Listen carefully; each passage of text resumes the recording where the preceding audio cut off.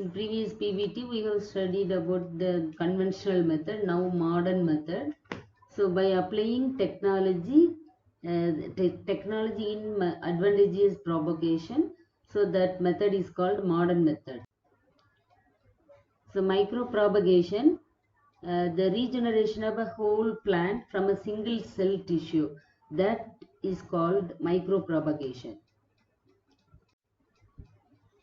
So it was otherwise called as tissue culture. You can see that picture.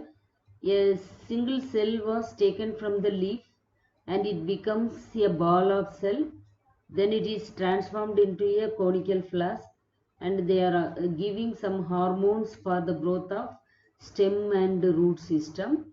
Then after that a new plant was developed. You can see in the class test tube. Advantages of modern method. So we can develop the plant with desired characters. So that is very important. And then genetically they are identical. And difficult to, what are the plants difficult to germinate, we can propagate it through this method. Rare and endangered plants can be propagated. And then disease free plants produced by this method. And then the cells can be genetically modified or transformed plants we can raise through the tissue culture.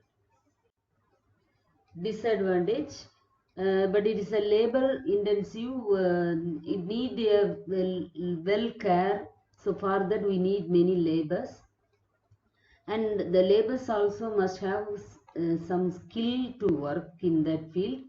And then sterile condition must be maintained, so we cannot not do it in an ordinary place. That is very difficult. The clones are genetically identical, so because it was raised from a single cell. Then callus undergoes genetical change which are undesirable for commercial use.